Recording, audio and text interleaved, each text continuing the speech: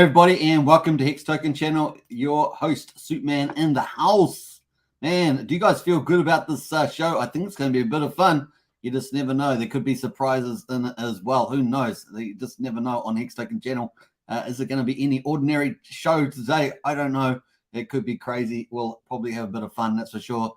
We're going to get into Maximus team of Perpetuals Day 16 results, and of course, entering into day 17, and pretty much we're going to look at the countdown clock as well, how long you've got to go, and of course get into spread the word around team of Perpetuals. We're going to get into that. We're going to get into the market prices, of course, and the big move by the Hedron Deplorer. We're going to talk about that, and it is a very active entity.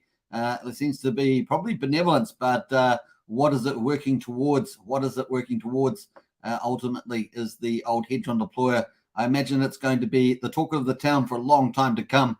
It seems to be making many moves, and we're going to talk about that as well. So it's going to be cool. We're going to get into, we're also going to look at some of the DApps, liquid loans. We're going to look at Pulsechain again, and Richard Hart dropping a few little pieces of advice here and there as well. So stay tuned. It's going to be a lot of fun. Don't forget the forks are out as well. The ETH Power, and of course there's videos out there on a couple of YouTuber sites, and of course we've got all that stuff on Discord under useful links. If you want to get into Discord, do that.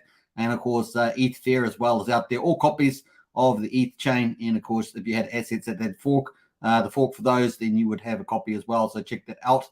So there's lots happening in the Hex ecosystem. We're going to be obviously talking about that, and of course a very attractive Hex price at the moment. We've got the Fed Reserve coming out in the next wee while, but we'll probably look at that too. With the timer, I'll have to pull it up, but it's going to be a lot of fun. Let's get into the chat, see who's in the house. Big welcome from Hex Token, of course, and we've got Lice beneath there. Hello all, Hex, EHEX, and PLSX for the win. Ultimately, that is going to be the golden cup, as it were, of Richard Hart's tokens. Everything that's coming once Pulsechain launches is designed to pump those products, and you watch them fly. It's going to be incredible. Richard will time the market for the launch and get things going. That's what he's trying to do. And of course, he's got, obviously he doesn't control the market, but he wants to time the market. And then of course it's time in the market after that we're going to look forward to. So it's going to be pretty fun. Obviously we've got Shane in the house as well. Hey, good to see Shane. Woohoo! And Robson DM went and test drove a Porsche Taycan today. A motivation to hold my PLSX bags for the minimum 2 years. I like that, Robson. That's cool stuff right there. And of course, Blobfish King as well. Woohoo! Does anybody know if there is a way to use a nice and safe staker on ETHW? Let me think about that. Did see someone, some of the wallets, the hard wallets are able to be used. I don't know about nice and safe staker. Maybe Steph on Staker app about that, Blobfish King. I remember probably best place to go and ask him for that technical question there. Is Susan Q in the house there? Woo! Great to see you. Hey, Susan Q, always a pleasure. Nice to see you in the chat as well. We're going to wait for a few more people to get in the house, and it should be fun. And let me have just a look here. All right, cool. Let us get into it. We're going to quickly jump over to just the price of Hex at the moment quickly, and then we'll jump back into the results for day number 16 on the team and Perpetuals and get into there. At the moment, of course, this is Hex. I didn't use this chart this morning. It's my classic chart here. 2.949 cents is Hex at the moment. And of course, here's our doji. Looks like some sort of hammer doji going on here at the moment. We bounced off once again, 2.5 on this particular chart. Now, it does depend on which chart you're looking at, which pool. Some pools are at 2.7, and this one here is at 2.5. Our previous local low was 2.8, and of course, we have gone lower than that at 2.5. So let's pull this up quickly. I'm just going to make sure I don't lose track of the studio there. And what have I got this on the daily? Yeah, so we're going to scroll this up here. I wasn't actually planning on doing this, but I'm going to do it now. Here we go. So we're going to pull this up here. Here's our chart. I don't have any auto logs on this chart, so I've got to do it manually. It's just the way it goes. And hopefully this is going to be enough space for me to do that. I think that's about right.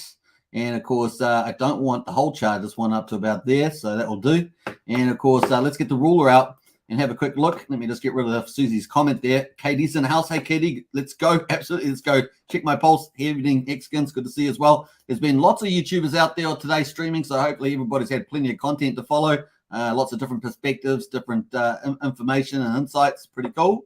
Let's have a look here. That's what we want. We want a big, vibrant content creator class, right? Because obviously got to spread the word for decades to come, right? It's not just this is a long life asset. So cool. Yeah, so we're currently down 94.5%. We did get down to this. Let me have a look here. 2.5. We did get down to 95.16%. Woohoo! 95. We're at 94.5%. Now we're down to 95.16 based on my chart here. That is the low so far. We have obviously the Fed interest rates coming out within the next day, not too many hours away. And of course, let's pull that timer up there just so we can have a look and see what the time. I'm pretty sure I saved it. Countdown to FOMC. Yeah, let's pull that in. And of course, I've actually had this in the right order at the beginning. We've got 12 hours to go and 37 minutes to the countdown to the Fed FOMC meeting for the Fed rates rises there. Oh, we got 82% chance of a 75 basis points and an 18% chance of 100 basis points. Very hawkish indeed. This is what we normally say is hawkish. This is very hawkish there as well. And of course, trying to head off that inflation, which is staying up in that mid 8% mark in the United States. I see Canada's inflation came out slightly lower, although the leadership there is pretty bad too. So they're probably funding that. So that's kind of where we've got the Hex price at the moment. We may have a big surprise coming in shortly. So that's pretty cool. 95%, man, oh man. Good time to pick up Hex, of course. DCA, as we say, we have got lots of volatility ahead of us with these interest rate rises. But after we have the interest rate rise, maybe we might have a window of opportunity through to November, and before we get that next hit, and maybe that is softer for the midterms, as I say, and which is about 50 days away. So let's see how that plays off. Right, so that's a quick coverage of the Hex price there, and of course we're going to pull down a little bit closer here. We're going to get into the team of perpetuals. Let's do it. Let's get into it. This is the spreadsheet we've been using on this channel, logging the day's results. So you can see all the days all the way back to day one. Hey, wait a minute. What's going on? Something's wrong with the spreadsheet. Oh, my goodness. Something is wrong. I'm being hacked. Oh, no. I'm being hacked by the team. Oh, no. Dipcatch is hacking my spreadsheet. Oh, my gosh. What's happening? Dipcatcher. He's taking over the show. You crazy dude. What the fuck? Your spreadsheet is mine. Oh, no. What's up, man? I've been hacked. I've been rugged. Oh, this is crazy. Oh, my gosh. My mute's off. My mute. It's going off. Your computer's been taken over. Hey, welcome, Dipcatcher, to the show. Oh, dude, thanks for having me on. What an awesome, what an intro. Yeah. And finally, I got you on. Finally, we got Dipcatcher on the show. And I know you've asked me a few times. I haven't been that well, so I've just sort of been running solo. But I've had to have you on today, especially after your 6-hour marathon live stream you just did. So welcome. Cheers. Yeah, thank you. Yeah, awesome. What a couple of weeks it's been, and thank you for all the awesome videos and coverage you've done on all the Maximus stuff. It's awesome to just kind of hear from all the different perspectives that people have. And yeah. Hey, look, you've done comprehensive coverage. Yeah, you guys have been doing a lot of things that some of us have been wanting to get done for ages, and to see you guys actually make it reality has been so much fun to watch. And I think the timing's been perfect as well. So yeah, hats off. Yeah, thank you. Yeah, it's such a blessing that it's like a bear market right now, because then it's just like, more people can buy Hex.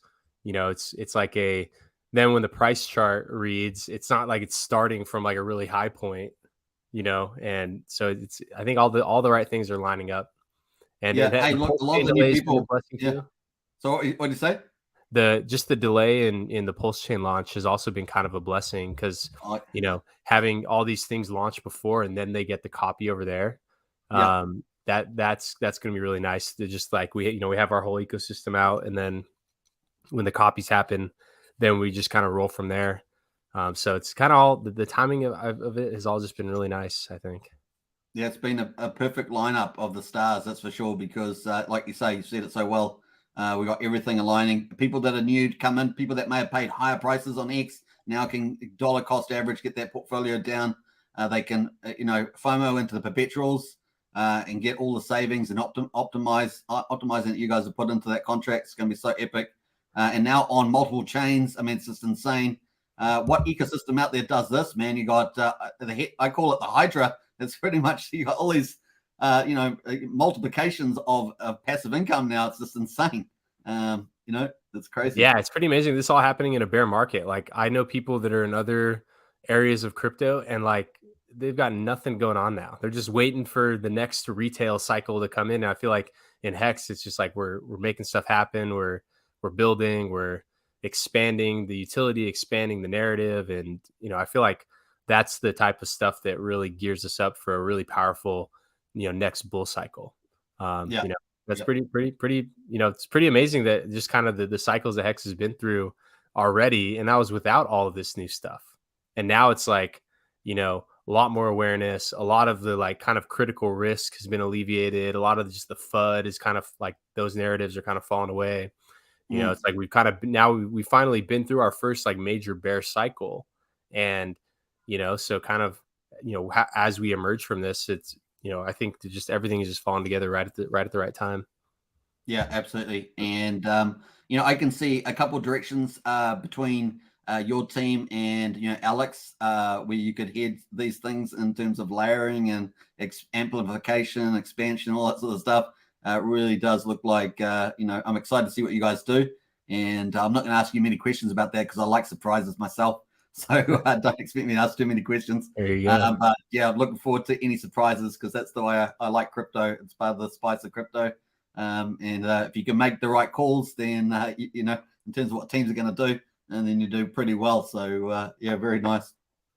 Yeah. Hey, we'll get into some of the day's results, and then we'll get back to chatting about some of these topics coming up, and get some of your views on that because I know that you've had a long 6-hour session, so I don't want to hold you up too long. But we'll get into it. Let's pull up the spreadsheet here. So you've probably seen this before. I've been using this just to do the daily updates, just to give people some perspective of daily growth changes. And so here we are at 41.4 million on the base is where I had my snapshot here for the 24 hours. And of course, that's up, from 38.2, which has been spectacular. Yesterday, of course, was huge with that big 10 million hex coming in there. And then today in the trio, of course, we'll pull up a bit closer to the trio there at 26.1 million, up from 25.1. So it's just steadily growing, which is so good at day 16 here. And of course, Lucky there at 25.4 million. And I think I agree with you on the comments about this. Could be some interesting premium games on this one in particular, as more people realize about the 10-year cycle coming out there, front running all the rest of those stakes in 2030. And then, of course, the Decimus has been like a boss. Not surprising, to be honest, at 129.9 million, which is so close to its 150 million sort of target here. And we're at a total of 222.9 million. Spectacular. 37.1% of our 600 million target, which is based on 150 million for the base trio Lucky Decimus. And that is kind of just our working target, as we say, for the big pays better bonus of, of a 10% on there. So 37.1% at this stage of the game, I think, is a really strong position to leapfrog towards the what we're all reasonably expecting towards the end on the 26th to 27th of September, which I think is going to be a hell of a fun time to watch. That 48 hours, it's going to be pretty insane. Especially how it ends on like a weekend leading into Monday, because like Mondays in general, like it's a lot of activity. Like, I mean, that's when the gas prices are highest during the week is on Mondays. So like that's when people are moving their funds. And so I think that like the whole Friday, Saturday, Sunday, Monday leading up to that end, that's going to be pretty exciting. I think. Got the countdown going. There we go. That's for the UTC time on the 27th. So that's counting down. I just made that today. But there we are. That's a bit of fun. And there we are. That's how much time you guys have got to go, pretty much, give or take, I guess. Cool.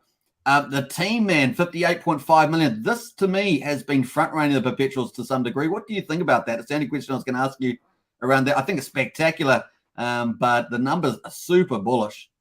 Yeah, I mean, so 10 of that, so about what, like, I don't know, 18% or whatever 1/6 is, that is the Hedron deployer. Yeah. So that's a big component of it. But even so, like from the start, team was filling up pretty fast.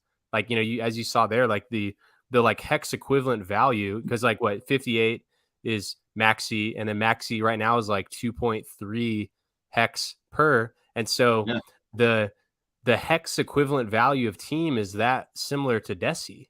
And what that really means to me is that I think right now in the hex ecosystem, there's very high appetite for risk. People want to take the risk for the thing that can go up massively.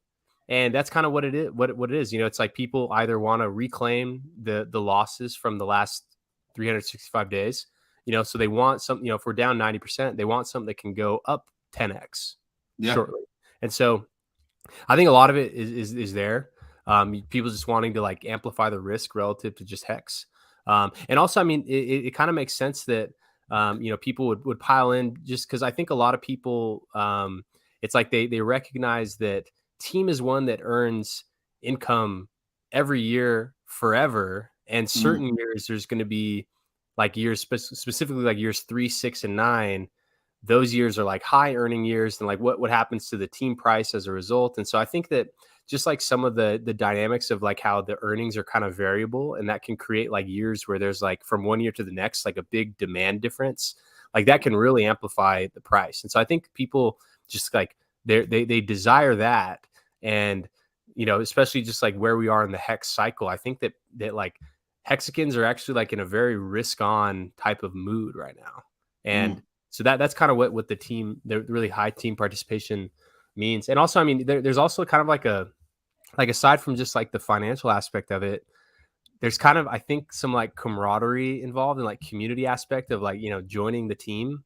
Like that itself is kind of, I think, a powerful concept. Like aside from all of the financial dynamics, just like join the team, as opposed to like mint your coins, it's like join the team.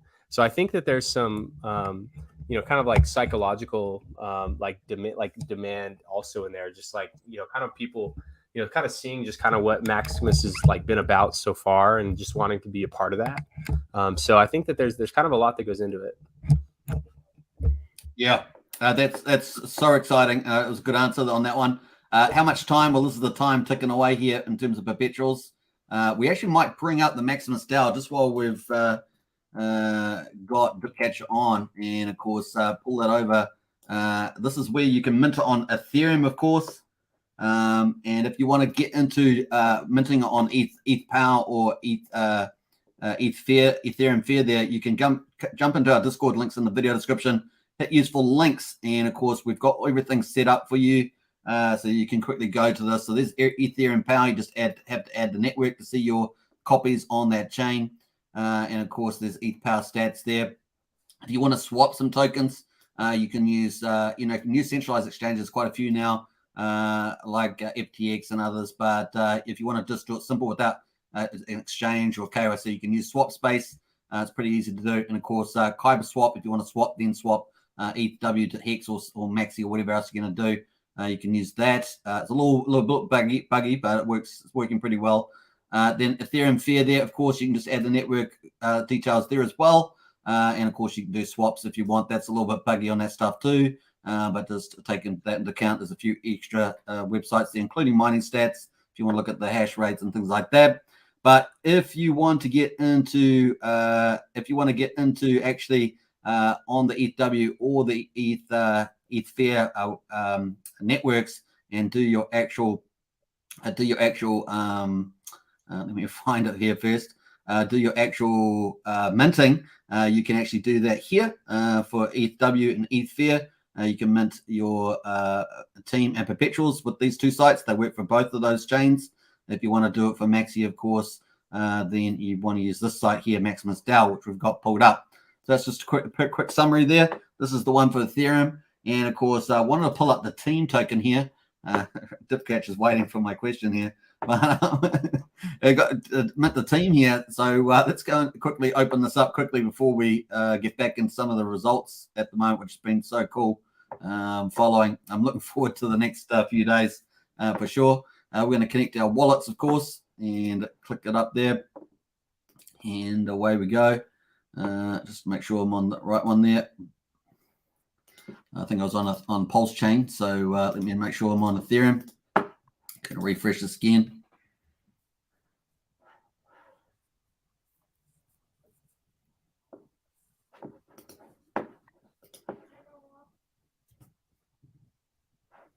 All right, cool. So here we are counting it down. Now, what was I going to say? When after you've minted and your maxi there, you can, it says to you about rewards that you might get. So you got 20% is going to be burned, 30% redistributed to the 369 pool, 50% goes to the mystery box. But then when you stake your team after you've minted it, you are going to then be able to stake it here with your team. So you'll have liquid team, you can stake it and stake the team pretty easy. So here is some of the rewards here. Half of the bigger pays better bonus and all the Hedron from the perpetuals. Obviously the base is the first one you get after year 1. Then the 369 maxi rebate during years 3, 6, and 9.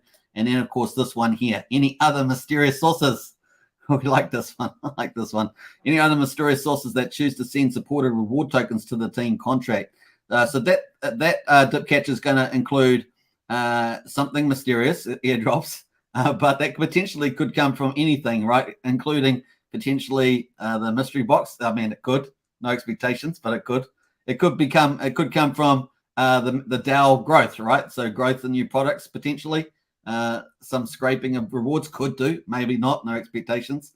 Is that sort of thing that you're no expectations thinking that's kind of how that's going to work? Or is there more elaborate gaming going on here? Well, I mean, it is and will always be a mystery, as far as like what the mystery box does. But the way that the whole reward distribution system was set up was to enable it such that if somebody who just feels compelled to want to grow the ecosystem, they could build things that just fit right into the reward distribution system. So like, perhaps someone who, maybe has like a large amount of team, could be Alex, could be the largest mentors, anyone, or it truly doesn't matter who, someone feels compelled to try to drive, more staking income. Perhaps they want to roll out new types of like stake pooling products or other types of like financial services related to our ecosystem where they can, use the existing just like stake reward distribution thing where, it's like right now it's like all the stake reward distribution supports Hex, Hedron, Maxi. So those are ones where like the current contract pays in those, between the perpetuals and then the rebate. But it also supports Icosa. So maybe there's something that perhaps might pay Icosa to team. Or it also does base, trio, lucky, and desi. So and so those in any source, like the contract doesn't care where it comes from. So perhaps some motivated person may just want to build additional things that contracts that somehow deliver some type of income from those tokens into there. So that's kind of what it was set up for. So in any person who may feel compelled to do it can. And so it kind of makes it easy for them to do so. So, I mean, not that there's any expectations, but this has huge scaling potential from a number of angles there, which is pretty exciting part of this. You become part of the team, literally, and wait and see what happens. There's lots of things coming, of course, up in the future, like Pulsechain. So it's going to be interesting to see this play out over that time. So is there actually a write function in the contract that you can see on Etherscan is there that allows people to distribute to this? So you would just simply transfer it to the contract address. Okay. So like if you wanted to like incentivize people to stake in this first year, like you could just simply send some maxi to the contract. Yeah, that makes sense. Yep. Yeah. Cool. Or a contract could send it to there. It doesn't, you could just send it through your MetaMask or, it doesn't really matter how it arrives there, but it's. Yeah, I understand. Yeah. Cool. Jack Scott's saying Hex is having a half price sale. Yeah. It's a good time to pick up Hex for Maxi there. Side note, have we figured out if staked Hex is replicated on the fork? I'm 100% staked in the team in X. Yep. It is. And of course, Wookie says, come on, bull run. Wookie's still at work. More patience, Wookie. More patience is required. Proof of weight, as we say. Proof of weight. But yeah, I get it. He's still at work. And I think a number of people have made those comments.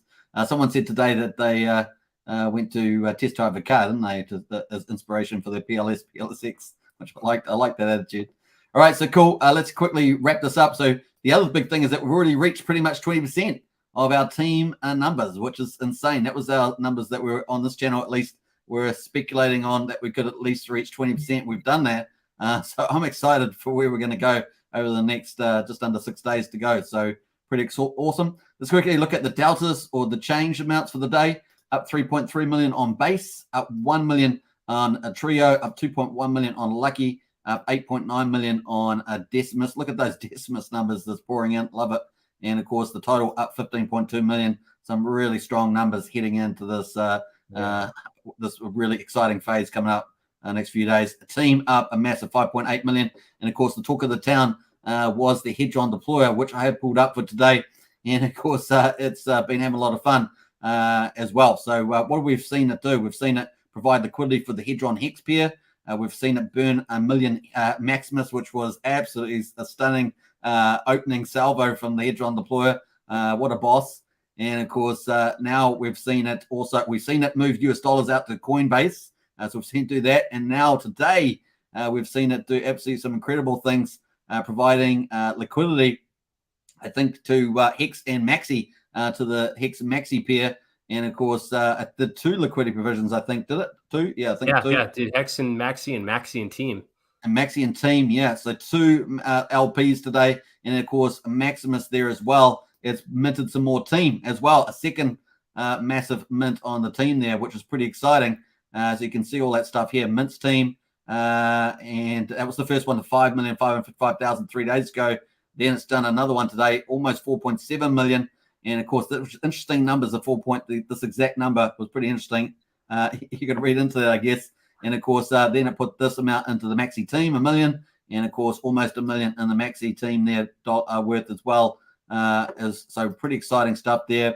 I'm not going to go too much into this, but that's what it provided, the Maximus. And of course, from the WhatsApp launch phase, it was accepting all these different tokens, and it became quite the behemoth during the WhatsApp NFT mint phase, and it's now made it a very strong agent, as I would call it, agency in the ecosystem.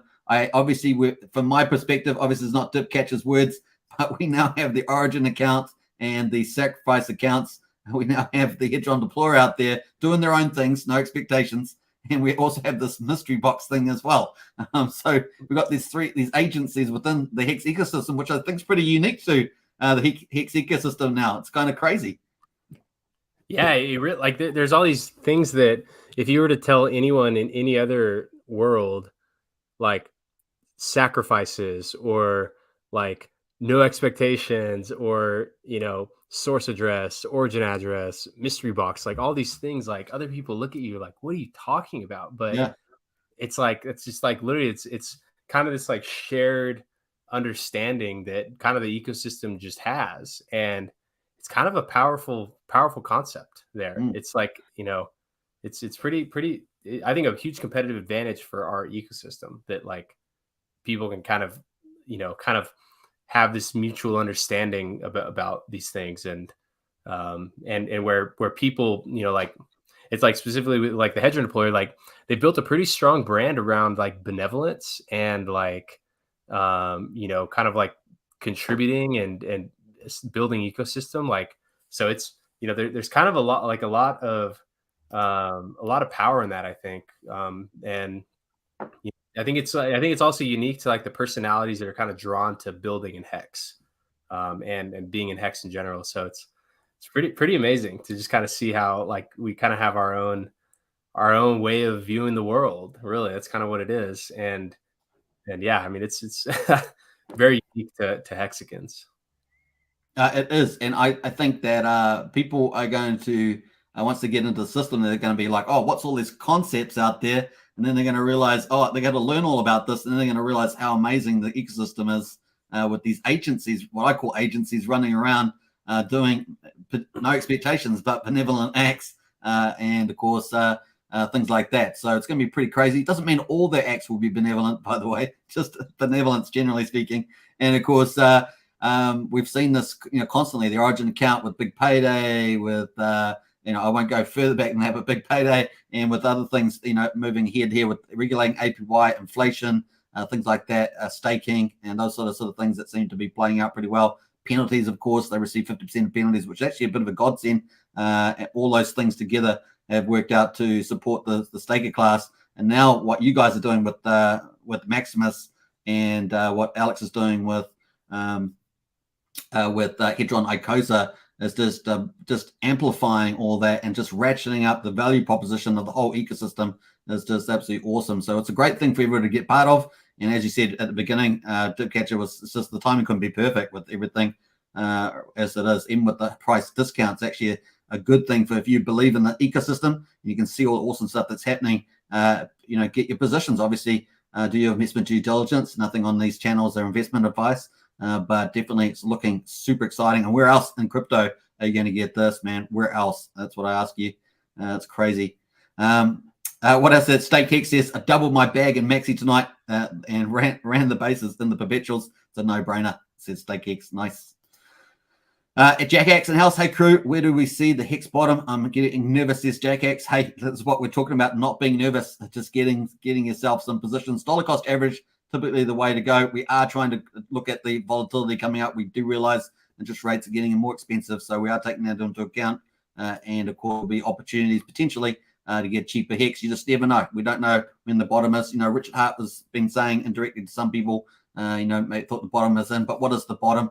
It can be a range sometimes as well. So maybe it will breach 1 cent. We'll find out. But I do think that after the Fed's interest rates coming out in what I say 12, 13 hours, we may actually get a little bit of volatility, and then maybe it calms down until November, till that next interest rate rise, and we may get a chance for crypto to perform again. And we'll see. But we are also expecting October. Has typically been a lot of commentators saying that we may get Bitcoin bottoming in that time range. So, but you never know. Maybe it doesn't happen until January next year or February next year, and then it does something a little bit less obvious. So we'll see. Hex Dex in house there. Dipcatcher got everything sorted. Thanks for the help, added team, and lucky to the Prosperity Project. Thank you. That's pretty nice. All right, cool. Let's get into this. Is the latest numbers. 3.46 million Hex in the baseball now, 27.08 million in Trio, Lucky at 26.45 million, Decimus at 132.47 million. So we're just touching on 230 mil now, which is up slightly from the day snapshot, I think, 222. Yeah, it's up pretty significantly, actually. Wow, that's already up to 230. Look how quick that was. I only took that snapshot a little while ago, maybe an hour and a half ago, an hour ago. So already up to that, and almost up to 25,000 T shares, like a boss. That's some insane stuff right there. So yeah, it's crazy. Every time I refresh that page, it's just like up, and I'm just like, oh my gosh. Let me just do this. Yeah, it's 58%, around about 58%, just over 58% of the Maxi Super Shark there is at the moment. That's pretty crazy. And we've got, as we say in the countdown, we're counting it down. We've got 5 days and 18 hours approximately to go. So definitely get the links. Now, if you want all the links, of course, the links are in our useful links on the Discord. Go to those. They're pretty easy to use. There is the ETHW and ETHFair sites that you can use both networks. You have to swap it on your wallet, and MetaMask, just swap it from ETH over to ETHW, then to ETH ETF there. And of course, you can add those in the bottom here. We've got the actual networks for ETHW here. Just add that into your wallet under settings, then networks, then add network, and that will be in there. And you'll be able to see your copies on that chain if you had them at that time when they got forked. And of course, the ETHFair one there as well. So that's easy enough to do. If you're going to do any trading, interacting with swaps, we always recommend you send stuff to the separate wallet, and because obviously you're taking on additional risk as you go into new dexes and stuff. So just take care out there with that. So this is one for minting for team and perpetuals on the ETHW and ETF network, and of course Maximus there on the Ethereum is you can go through maximusdao.com. So it's pretty easy. All right, cool. Let's have a look at some of these other stuff here. We've got the team snapshot, 58.89 million team, 56.59 million is liquid at the moment, and 22.3 million is liquid, and 36.59 is staked at the moment. I suspect that we'll get a bit more of this stuff here staked by the time we get down to the end of the line. But at the moment, of course, it's a 1-to-1 mint, so you put one maxi in and get one team. And of course, that's why these numbers are the same at the moment. And of course, this number is going to be doubled at the end, right, Dipcatcher? Yes. Yeah. So that number gets doubled at the end, and of course, it will go to the copies will go to the mystery box over here, which gets 50% of the maxi. So it's going to 100% of the team, 50% of the maxi, and of course, it's going to be a mystery, which we all love. And you smile every time we say the name mystery box. I love that part. We should get that little gift. Should get a little gift there, a little gift on that with the. We just say mystery box, smile. All right, cool. We got 20% of the maxi going to be burned. Look at it's already up at almost 12 million, and of course 17.6 million in the 369 maxi rebate. 30% goes in there. Pretty outstanding numbers for sure. 1,644 team minters have 57.2 million maxi on the sidelines. That's gone up. And I also noticed on the blockchain, the number of holders of maxi have gone down at least by about 120 since I last checked it. So they're going down too. The number of holders of maxi is going down. It's pretty crazy. But here, folks, is the top here, the Hedron Deplorer at number 1. Look at that, 10.25 million team minted by the Hedron Deplorer. And of course, 9.3 million liquid there. And of course, 10.7 million in the maxi balance there. So a pretty nice position. Nothing staked yet, but of course we've still got plenty of time to go. We're counting it down to the end, so you've got your chance to make your team and your maxi at the moment. It's going to be pretty fun. The premium at the moment 2.44. This is technically looks like a pretty good breakout to me there on this one. Yeah, since it passed over 2.25. It looks like it pretty much broken out here, and of course we've only got this many hours to go. It's going to get exciting to see what happens with this premium here, but that uptrend's looking pretty good. So yeah, let's see where it goes, folks. It's going to be fun.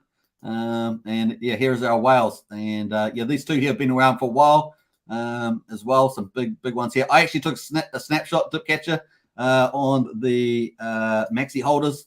So I took the snapshot here back on the what's this, the 10th of September. And we had the Million Club of maxi holders. We had 50 in there at the time, and of course they controlled 29.6% of the maxi there at 86.9. So it's going to be interesting to see when we get close to the end how this spreadsheet changed with the number of wallets. It's going to be fascinating. These are the key ones to watch, and of course we do have. We had a lot of 100,000. That's one of the things I saw on the Maximus dashboard is when we get down to the 100,000 mark. Let's go straight down to 100,000. Is once we got down here, let me just go keep going down. We got down to 100,000 mark here, and it was how many have actually staked. It's not a bad number. They actually staked down at this position. I just wonder whether we get the smaller accounts. It'd be interesting little analysis there that you get more people staking amongst the smaller ones, but it's probably just look at that. That's highly staked there. It's pretty good, actually, to be honest. We've got people with diverse strategies here. I mean, that's like a really diverse split strategy, isn't it? Mm-hmm. Yeah. Oh, yeah. Yeah. That's pretty cool. I should add to see how many of the pools they have as well. Oh, that'd be cool. That'd be cool. Yeah. Analysis to just see who's spanning the whole ecosystem, like who's mainly in team or who's mainly in the pools. That'd be pretty neat. That'd be pretty neat for sure. Yeah, because that's kind of how I view at least for the maxi specifically, considering how tough of a decision it is to what do you do, mint your maxi or hold your maxi or mint it into team. What's pretty interesting about it is that, and that's why I pulled up that dry powder number, is that comparing how much maxi is still held versus how much is minted, it actually is coming out right now almost 50-50. Of the average minter retained half of their funds in maxi, which is perfectly how the design of the whole rules was kind of targeting, that people would want to keep a lot of maxi, because the more people that just hoard and treasure their maxi, that boosts the value of that payout in years 3, 6, and 9. Because there's kind of two groups of people that hold the maxi. There's going to be the people that just already planned on holding it forever. They don't care what the price is of team or maxi. They're just holding it, so they're boosting the premium value anyways. But then there's the people that had a really tough time deciding, and now they're going to be anxiously checking that chart all the time like, did I make the right choice? And like, that's like, price, that's like FOMO fuel in the future. And so there's that group of people there. And then also the people that are just going to like hoard the maxi. And so it's like, the balance there with, that decision, I think it's actually really like, it kind of gives a lot of energy into the whole ecosystem. Just like there's a lot of dry powder that didn't go in, and then people that didn't do it, they're either going to, on one hand, either be like FOMOing in, or on the other hand, they're going to really hoard that maxi and not sell for anything, because they're going to be like, all right, I held my maxi instead of the team. Like, I'm going to stick with this. And so there's kind of two different groups of people that I think really boost the value of team in that sense. And so, it's pretty exciting. It makes a lot of sense. I've had some fun in my circle team. People not wanting to give up their maxi. Yeah, that's the old tug of war, isn't it? Maxi team at the moment during the minting phase. It's part of the fun. So it's part of the fun. We'll see where it lands. So far, it's landing pretty strongly on the team token, if you ask me, at the moment. So it's going pretty good. What else there? We got a couple that was pretty fun with Hex Dex there. Every time I hear Mystery Bucks, I think of Mystery Machine from Scooby-Doo. That's pretty fun. Katie says, are we looking for 600 million Hex in total? Well, that's for the bigger pays better bonus. Any comments on that one? Yeah. So that 600 million Hex target, that is for the like four times 150 million. So that's like as if each pool filled up, or not filled up, but just hit that 150 million maxed out bigger pays better target. I guess, yeah. Let's have a look at the so that's 150 million on each of these, but look at, they're going really well at the moment. So we could see some fun stuff happen in the next 5 days and 18 hours. So it's just early days. It's kind of, I feel like we're in the pre-rounds of watching a boxing championship going on. It's like, we're not even at the weigh-in yet. We're kind of almost at the weigh-in, but not quite there. It's getting pretty close. We've had lots of news interviews and stuff like that. It's kind of right.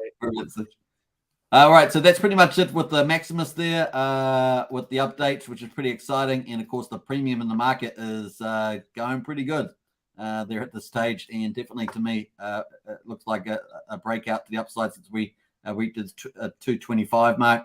And of course, in the meantime, we've also had the Hex make that new low just several hours ago. Was it over half a day now? And it's starting to be left in the distance here. We did get down to 2.9 cents in the last hour on the current hour, and we're currently back up at 3 cents at the moment. So fun times. And Hedron there at 2,670, which is eased off after its big move. And so there we are. I noticed that Koza also down at 96 cents. So interesting play there on the markets. So cool. And I forgot to add the chats in. So let me add the charts. It's a bit easier to follow. And of course, there we are, 2.33 on Maximus. And of course, Hex there, 2.9883. 2.9 cents, just under 3 cents at the moment. And there was our big new local low here, the low since the top of the market at 2.766 on this, but some charts, like my other chart, has it at 2.5 on there. So cool. Any thoughts on the charts at the moment, DC? I mean, the main chart that I look at is definitely that Maxi Hex chart, and what I think is kind of like an awesome just feature of the just of the perpetual pools in general, and just any stake pools, is that they kind of have some of that like bear market protection, because the market is pricing in future earnings. So like in Hex, it's like the price is based on the supply and the demand in that moment, but the pool tokens, they do factor in future earnings. And so that in bear markets, what we've seen is that kind of helps pad some of the losses. It's like in the time, the Hex price was 12 cents when Maxi launched, and everyone that converted their Hex into Maxi, I think the lowest that Maxi ever hit was something like 6 something. And so from a Maxi person's perspective, the Hex price was never below 6, and 6 cent Hex, like that's high. Like that's an awesome price. And so it kind of has that effect that's due to like the pricing in of future earnings. And people that are joining these, like, you know, it's like you're staking them. So you would otherwise be fine. Like if you're just staking on your own, you would have otherwise been fine just holding through the bear market. So like, I think the maxi people are probably less likely to be like panic selling as the prices are going down. And that's why we've seen the premium continue to rise. You know, but on the other hand, you know, kind of counter to that, like probably in a bull market is when we'd see people be more than willing to sell that maxi hex price down a little bit, because if it's amplifying the earnings, then the maxi people are going to hit, you know, like their target, their ROI target faster than just like the hex one. So they'd be willing to tolerate selling it like, you know, lower than the all-time high, you know, maxi hex premium, because it's like, if they're up on, if the hex is up and the maxi's up on the hex, then from their perspective, they kind of like amplify those gains. And so kind of how we're seeing, you know, maxi kind of protect against the downside now, you know, perhaps that, you know, perhaps that might change in a bull cycle. But, you know, I think that downside protection, I think is kind of, I mean, the maxi people are feeling euphoric, right? Like no, the maxi people are thrilled, and people, it's fantastic. Yeah. And so it's kind of like, I think like a nice, like just boost to the morale in a way. And so I think it's really positive. The other things too, you know, back here on the 26th, we had that whale sellout. Was that 2 million, I think, from memory? Mm-hmm. And then we had 2 days later, we had a big whale come back in and buy in. You know, it's like, and then off we've gone. You know, it's like kind of like that. It's been pretty resourceful there too. So it's looking pretty spectacular. Yeah, I think if I remember right, the that person who sold that wick down all the way to like 1.25, they swapped they're like one of the largest maxi minters. They swapped it for Hedron, and I think I think their purchase pushed the Hedron price to 0.3. Okay. And then Hedron continued to run like another 100%. So it looked like, you know, it was good in that time frame. And then now it's kind of resettled back to where the Hedron price is like right around where they entered, and then the maxi price measured in hex is up.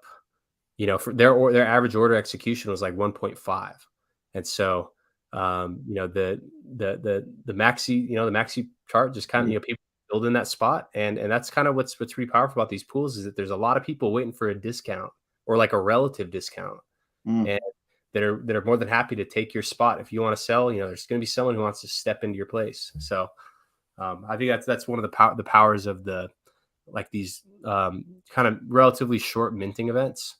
And modest supply numbers as well.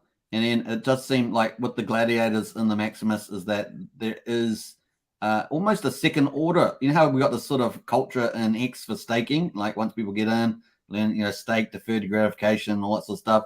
It's almost like in the Maximus, it's like this now second level order of that in the culture. It's not, I mean, it's not impervious to sell downs, as we saw, but it's certainly just that propensity seems to be even stronger now.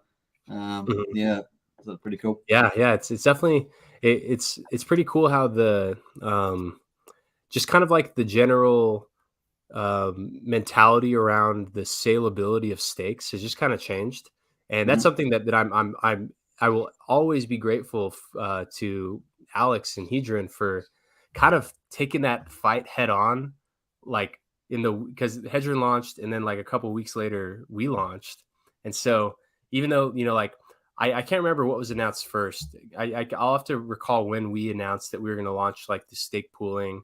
And when Hedron was, I think Hedron might have been announced first, but it's like Hedron kind of took on that like initial fight, because there was a lot of opposition at the beginning, and there kind of historically had been, but then Hedron kind of took that on while they're giving everyone an airdrop, so they kind of like sweetened the deal, got everyone on their side, because then the price was, you know, it was material value airdrop there, and so people had positive thoughts about it. And then I think that kind of like broke down some of the barriers. And then that kind of allowed us, you know, because then Hedron launched, you know, with the HSIs. And then we just came right after that with, you know, a completely different like stake sell, like a liquid stake model. And there was basically no opposition. And so it was, I'm very grateful for just kind of the timing and sequencing of just kind of how the communities kind of come to terms with like the reality that that the market demands liquid Hex stakes.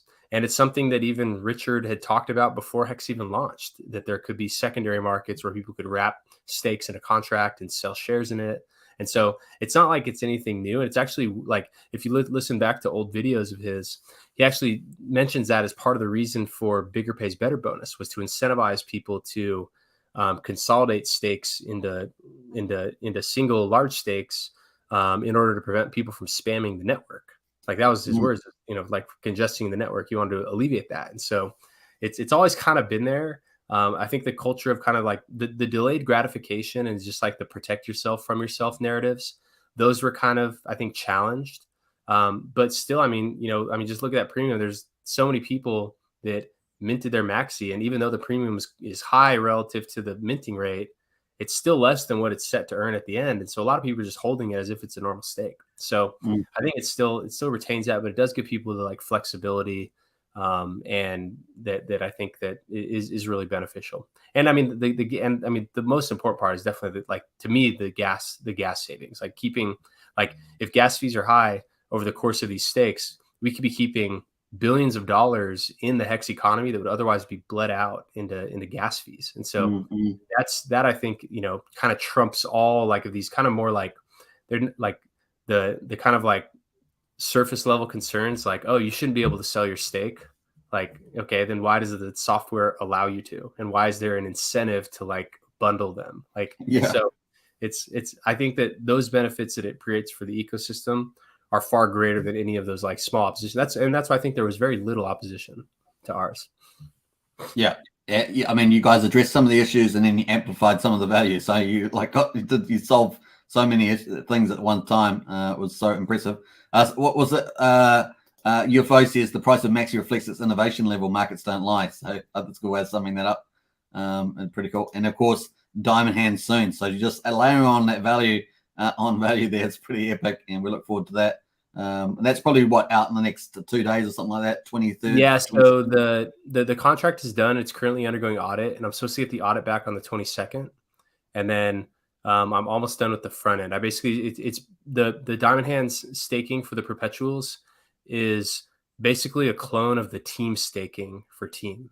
So a couple modifications. So, but that means that like the UI for team staking is what you use for Diamond Hands staking. And so I'm just finishing up the UI for that. And then it's something that we honestly should have just built into the perpetuals natively. But we didn't, because it was going to take some more time and we wanted to just get that going. And it was something that we could always add in later. Like everything we build, we build with like where everything could just be as is forever. Like if each thing was like the last thing that ever gets built, it'll always just work. But then they're built in a way that allows for like future like add-ons to happen where it's like fully opt-in, doesn't impact anything with the native operation. So that's kind of how we've kind of rolled the stuff out, and so that's what we're doing. And we just thought like even though we were going to wait until after the minting phase to roll this out, we were just like, it's already basically built. Why don't we just like try to get it done and kind of make that part of the narrative around the launch and just try to, drive more excitement that way. And also just make it so that like, people can participate in that as they mint. And so we're trying to roll that out so that there's like 4 full days of Diamond Hand lockup. I was speculating on this early on, and then you guys delivered it. I mean, it's just absolutely awesome. I am just let me put it this way: I am just going to be excited to see where it leads in terms of value. It's just going to be insane, and the staking percentage in there and all sorts of stuff. It's just ramifications are huge. So yeah, it's going to be a lot of fun, man. Thanks for bringing us this excitement, not just innovation and value, but the excitement of it's pretty cool. Really makes the space fun, and it's really is cool. Who said you can't make value fun? Who said you can't do it? All right, I feel like that's the entertainment value, I think, is like a big piece of all this. It's like boring, like just there's nothing exciting, then who would be tuning in? Yeah, absolutely. Yeah, and that's why I say, where else are you going to get this, man? I mean, I've been in heaps of other communities, and I visit other communities, but there's nothing like what's going on in the Hex ecosystem at the moment, and especially in the bear market. So it's pretty awesome. UFO says nobody knows what may come during a 15-year stake or when an overheated market will be a profitable exit point. Maxi covers both scenarios, says UFO. Nice comments. So cool. That is that. How much time you got there, Tipcatcher? You're okay with time? Yeah. Probably like maybe like 10 more minutes. I can probably 10 minutes. Okay, sweet. All right. Well, let me ask you a quick question about future. Just how the mechanics will unfold for this on the 27th. What sort of happens there at that time? Yeah. So the first thing that needs to happen is that the base stake needs to start. So anyone can run that, like truly anybody. When the maxi stake started, I had actually built a script that waited for the time and then ran it. So I may do that again, just because if you don't know what you're doing and you like, because if you try to start the stake after it's already started, it'll throw you a warning, it'll throw you an error, and MetaMask will tell you don't click confirm, like it's going to fail, and it's very expensive to fail because like just the way that MetaMask like handles failed transactions. So it's better if people don't try to do it, because if they don't know what they're doing and they ignore the warning that it tells you, or it's like don't run this, it's gonna fail and it's gonna cost gas. So like so it's better for people to not be there sitting waiting to like hit the run button. Let someone who knows like how to do it, or else nothing bad will happen, except for if you tried to do it and it was already run, you'll just waste money for nothing. So someone that knows just kind of how to navigate that should probably run it right as it goes, and then so all the stakes will be eligible to run, but the ones at that moment. So base, trio, lucky, desi, all those stakes can now start, and then as soon as the base stake has started, then somebody, could be anyone, needs to run the function called finalize minting on the team contract. And then what that does is that's what executes the 20% burn. It moves the 30% of the funds into the maxi rebate contract.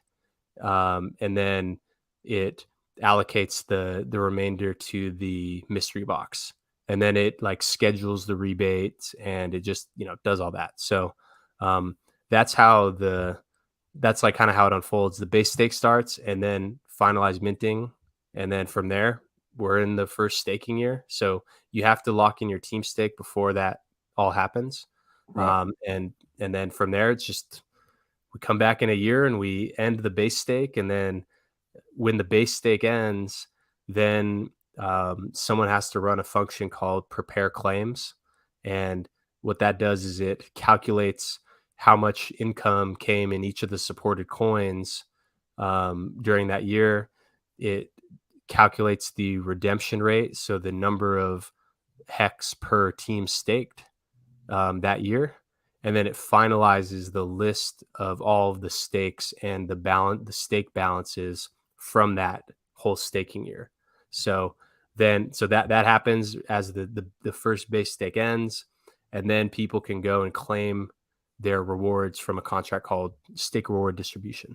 So and that's the key thing for maximum rewards there is that you have to be alive and you have to actually be able to claim, right? So that's going to have an impact on your ROI for that, pretty much. Yeah. So you to be eligible for the rewards, you have to lock in your team stake before the stake period starts, before the base stake starts. So base is the calendar for the whole team staking system. So you have to lock in your stake before the base stake starts, and you have to keep staked until the base stake ends, and then you go to the stake reward distribution contract, and you basically prove that you staked during that year, and then you can redeem whatever amount per was staked. Okay, cool. Okay, so the next question after that is that I kind of talked about Maxi being phase one, the Maximus, which is the 30th biggest stake in Hex. It's a pretty big stake. And of course, it's actually going to be way bigger because it's way out the back end there, pretty much in control. So we might actually pull it up just for visual. So let me pull that one up there.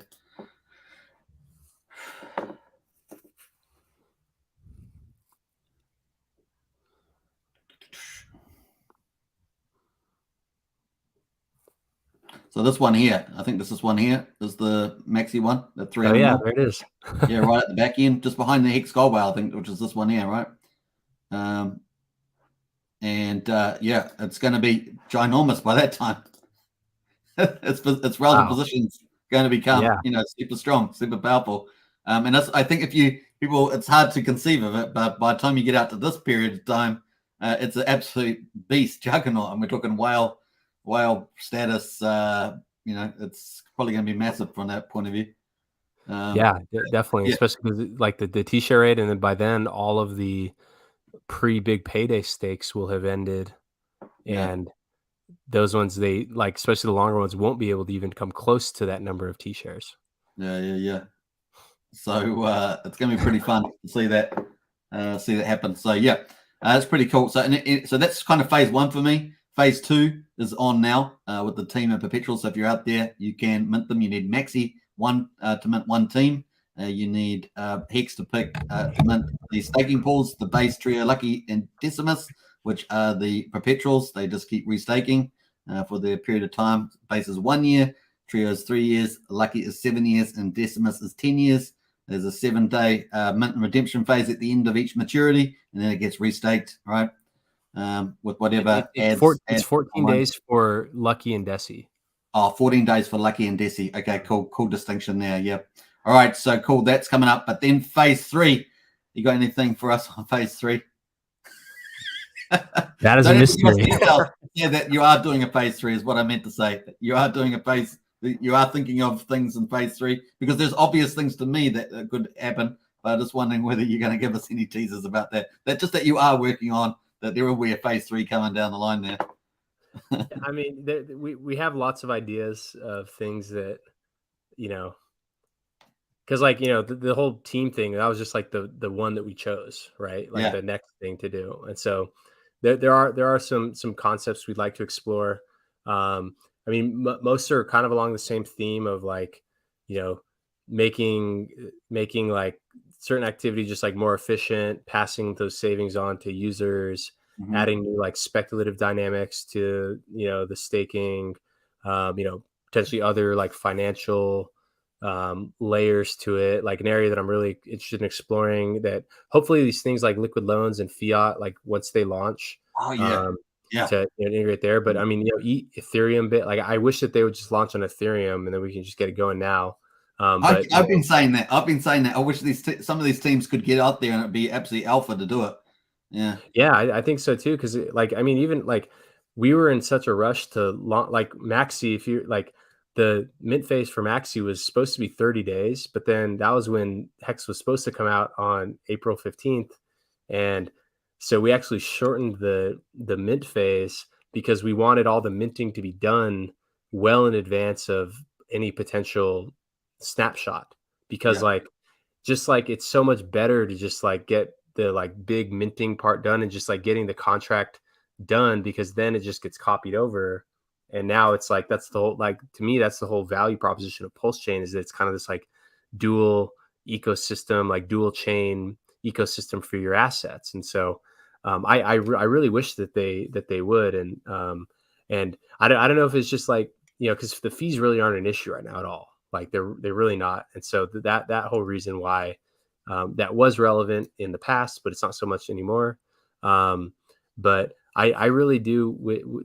I mean, I think it's like a strategic advantage to launch on, to not just only operate on Pulsechain, because like, what if a competitor came or what if like a competitor that's already in that market then embraced Pulsechain, and now it's like, okay, they can take advantage of that like whole dual chain prospect of it. And so I really wish that they would just launch it, because the whole credit market based on these stake pools, I would love to have that on Ethereum, and if they're only supporting on Pulsechain, then we definitely would want them on both. And so that's an area that I care about a lot, and I am really interested in, is being able to extend credit or take an advance on the future earnings of your of your stake. So things like that are things, areas that I'm interested in. And talking about the big leverage platforms and things like that, things that can actually make big impacts, not these little dapps we're talking about. We're talking about the big stuff here. I think that's probably a good idea. Hey, look, I've probably got like 4 more minutes with you. How's the time? Yeah, we'll just get a few questions in the chat. I was going to add a few more comments on there, but I'll leave that for you to tease us in the future. Some of your brilliance comes out later on. All right, so let me just get a couple of comments in here. We've got people asking questions. So let me get them here. UFO says, wondering if minting some new pool tokens on ETH Power is possible yet. Yep. So yeah, you can mint. We added support basically as soon as those chains came online. We added support. We broke them off. There's those ePow. I think I saw it in your Discord chat and those links. Yeah, the ePow links. Yeah, those ones are. It's kind of just like a grab bag. So right now it has both ETH POW and ETH support on those. And I don't know. I feel like this whole concept of these fork system state copies, like we've all been aware of this and into it. If either one of these is successful, I think that we're going to see like a flurry of system state copies. And I think that not just proof of work, like I actually think I wouldn't be surprised if even within the next couple of weeks, we see an Ethereum fork proof of stake. That's the one that I've been looking out for, because that's like, okay, that starts to tack on to the Pulsechain narrative a bit stronger than these two at the moment. Yeah. So people can mint those there. So I haven't been worried too much about the Pulsechain narrative from these two in particular, but a POS one that'd be interesting. But it still doesn't. I mean, still in the future there'll be more tokens, and there's more native tokens. So we still will have the biggest airdrop of all time, but it's just going to be. We may not be the first, but we'll have the biggest later on. Something like that. I don't think we've ever said. Well, it was the first, I guess, but it's definitely going to play out like that. There's the links anyway. If you want to, I'll put them in the chat there. If you want to mint your team and perpetuals through the Ethereum Power or Ethereum Fair networks, and of course you can get all the links in our useful links there, with of course the networks as well, which you're going to need for them respectively are there too. All right, cool. Links to the Discord in the video description. Now we're going to get to a couple more questions hopefully, so I better hurry up. Yeah. What do we get up to here? Superman and King Maximus in the house. The Brian of behind the super perpetual, the steroids of to rocket. The Hex ecosystem. Get yourself Hex to mint these awesome perpetuals. The future is now. That's true, Dan. I agree with that. Stakes on steroids, Maxi Player. Absolutely. That sounds like an Xbox game or something, or an arcade game. Maxi Player. Yeah. Sorry, perpetuals. I meant that's all good. Dan. Where else there? Great conversation. Hex Love there. Hey, good to see you in the chat, Hex Love. Do you really think Maxi could go into the discount one day? Negative territory to Hex? No way, right? Says, or anything possible in markets. Can never say no way. But I think it's less likely. Although we are having a run up to the end of to the minting phase to take that into account is what I would add. We're definitely getting a run up in the premium there for that. We know what happens after that sometimes, but we will be losing the one-to-one mint phase. Comments on that one, DC?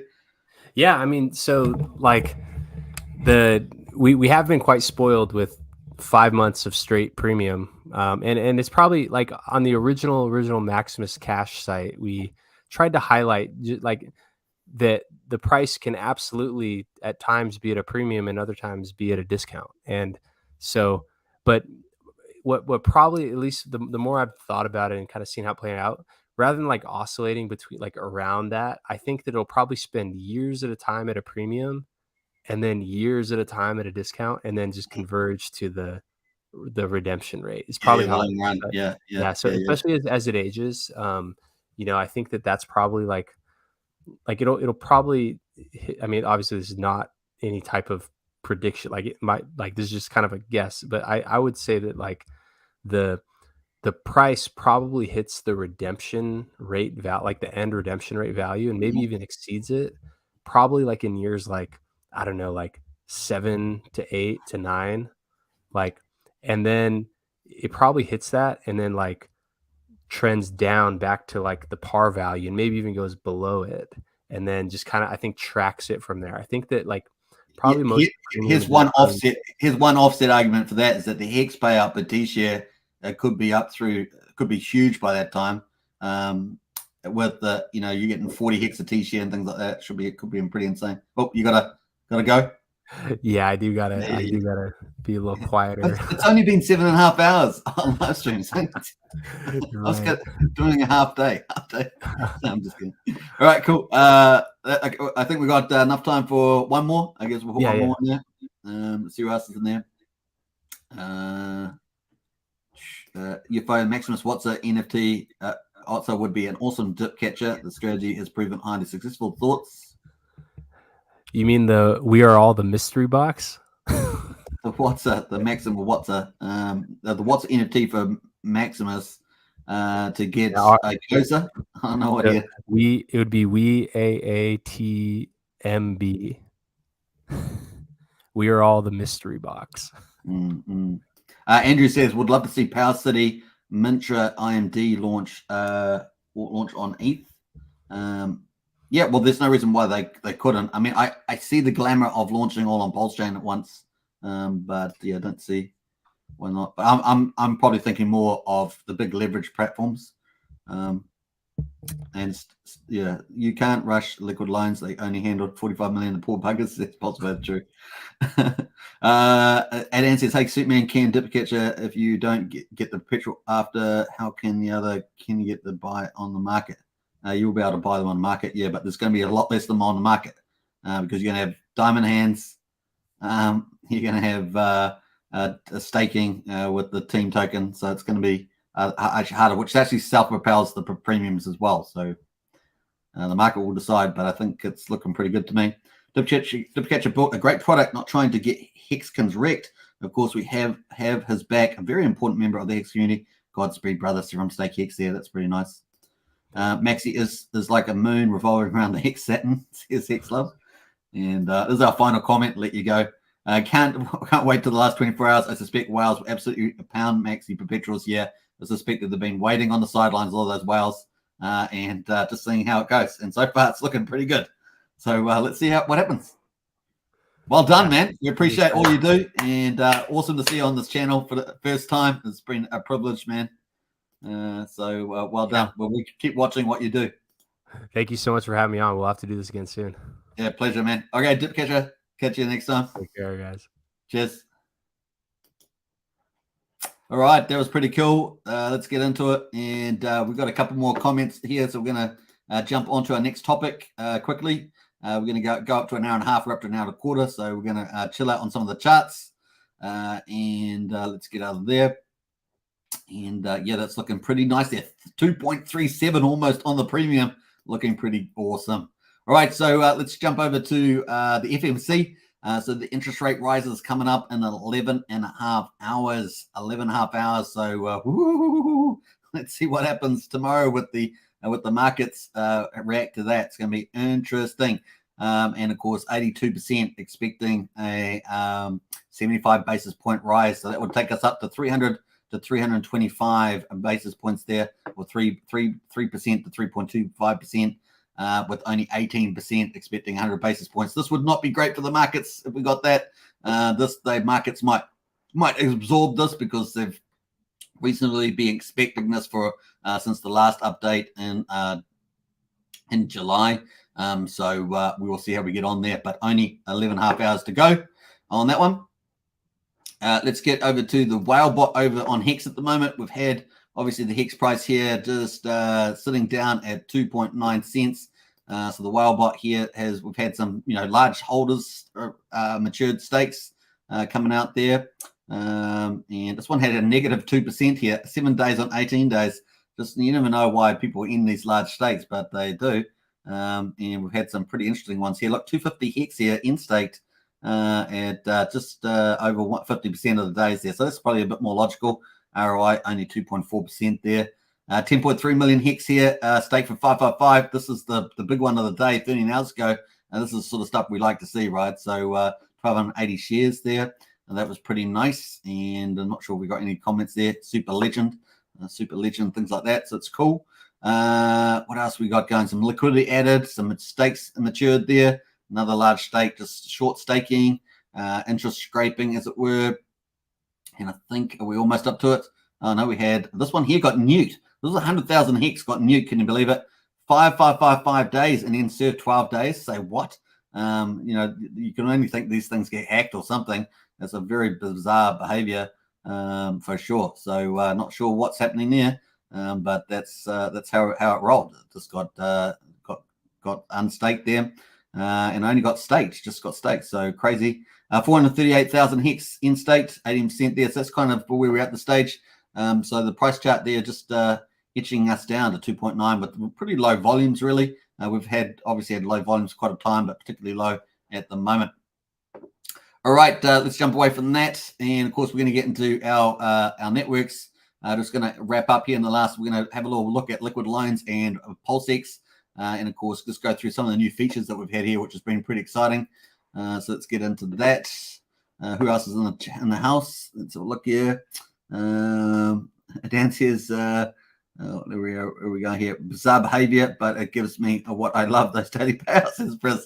I knew you were steep. As soon as we talk about Hex payouts, Briz jumps in the chat there. I love it.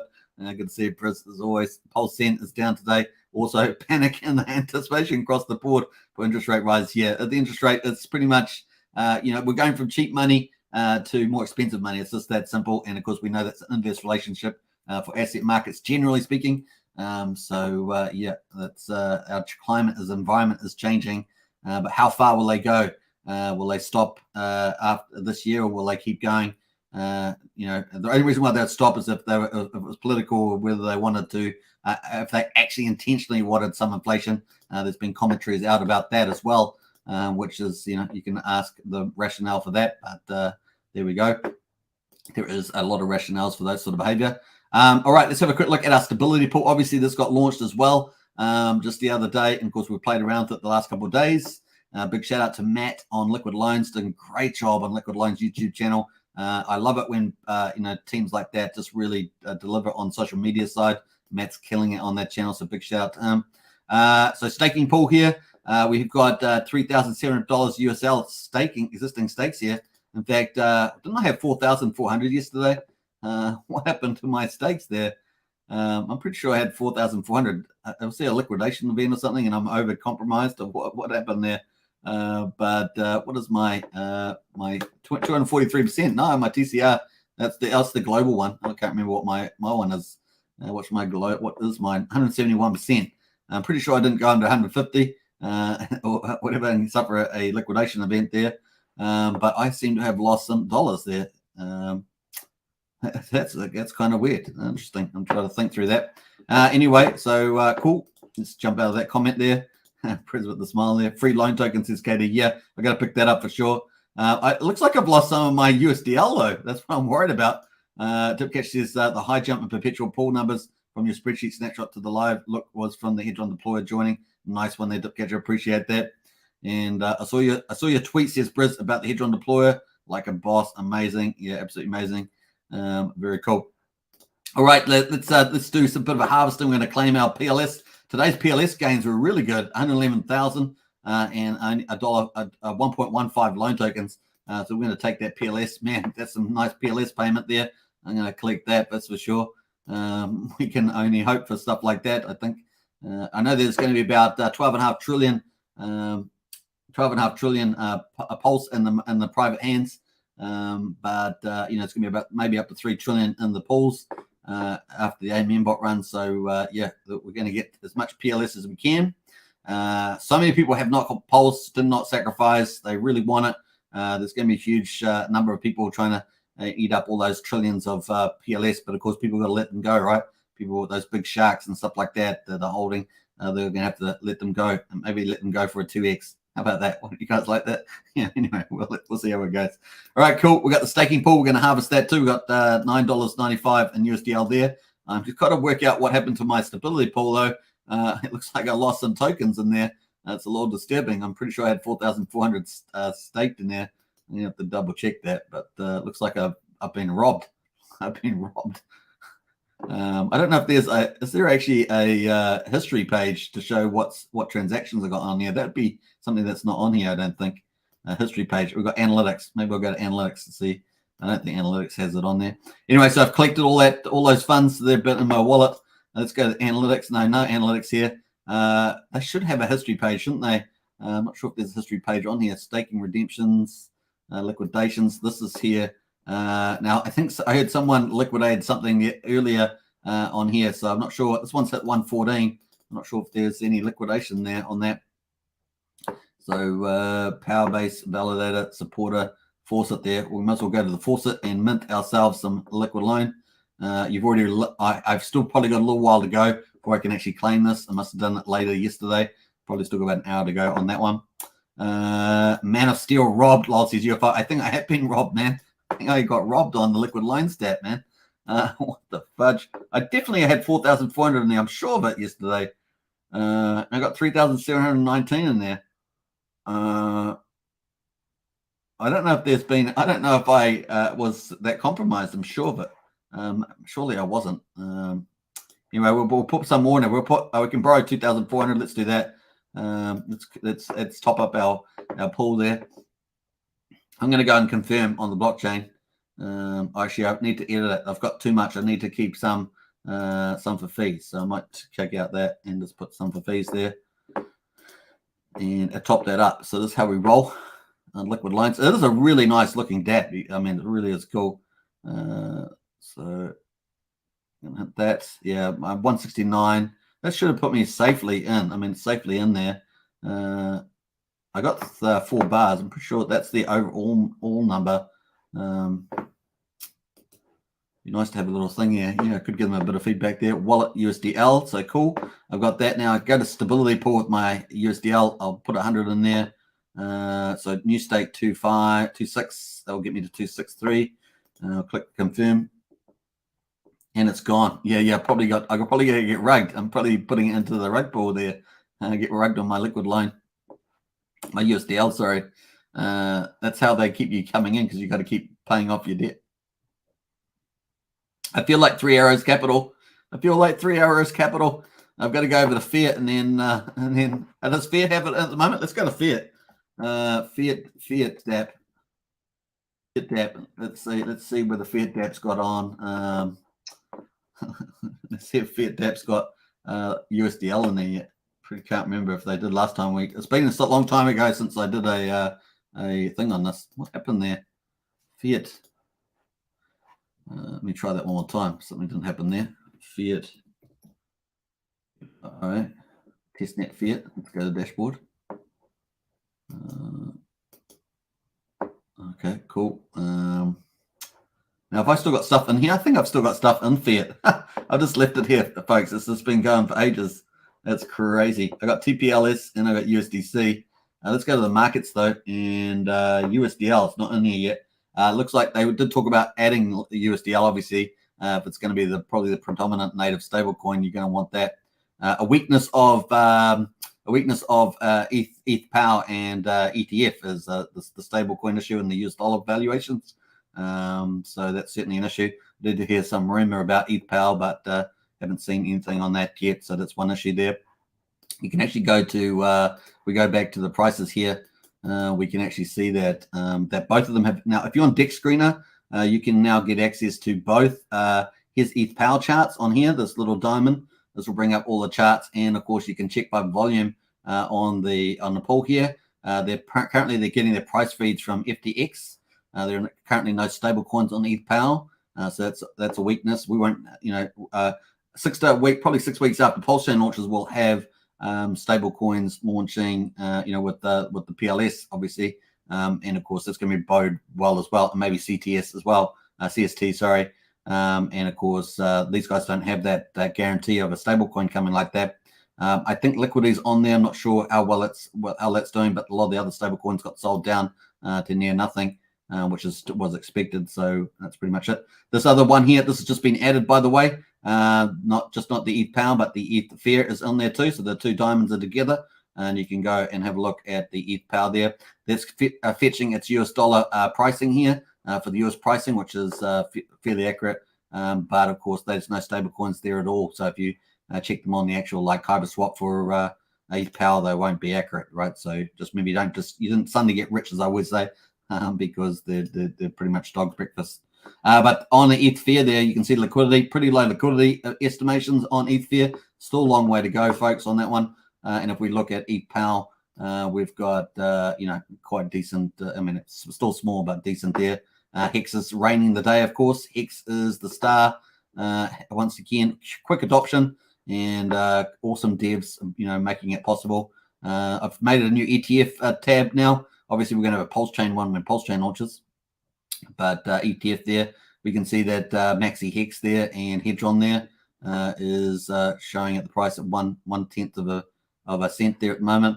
ETH those been performing pretty well. ETH Hex on USDC is actually looking pretty good at the moment, which is pretty nice. Look at that. That's pretty good there at 0.15 of a cent on the old Hex USDC. So looking pretty good there. All right, so anyway, so it's not on there. So I was going to go and leverage something. We're going to take our pulse that we're earning off liquid loans and put it on here. And that's another way. So we have other options than just liquid loan APY. But of course, the APY for liquid loans at the moment is 453,000%. So who the heck is going off? Who's going to go off the fair or anything when you're earning this sort of APY? Yo, you're going to go and buy some loan tokens with thing, man. And you're going to go all in on loan tokens if you ever had a APR of this 453%. Obviously, these don't last that long because markets have to sell down and get more relaxed there. But cool. Anyway, so very nice. That's where we're at the stage on that. I thought I had a few more tokens there. Let me refresh this. I thought I had a bit more tokens. No, I don't. Okay. So cool. That's it. Let's we might as well add it to the list though. We're going to confirm that and top up. No reason why not. Now we're going to jump over to that is pretty much liquid loans at the moment. So we're going to come back to every so often and check out how that's going with our loan tokens. I haven't overly FOMO'd, as you guys can see. I haven't been trying to get as much loan token and get my 453% at 3,000 APY. I know that's how Brenton's probably making his fortune on the old test network, but that's not what I'm doing. So cool. All right, so cool. That is done. So we've got our top up now. 23 loan tokens in there. I will be able to mint another 10 from the faucet, so I'll do that later. Let's have a look at how the market's doing on PulseX. Of course, we've got the loan token down here up 51%. Woohoo! I should have bought, right? You guys know it. I was talking about buying a whole ton of it. I should have bought, but I sold it, didn't I? Just despite Brennan. But Brennan made the right play. He FOMO'd in, and of course, it's gone up 51% in the last 24 hours. So nice play there from Brennan there. As well, following on there. What else? We've got Pulse at 0072, PulseX at 0015, Hex at $1.57 at the moment. Of course, many people would like that in the future. And of course, at the moment, what else have we got there? That's pretty much it.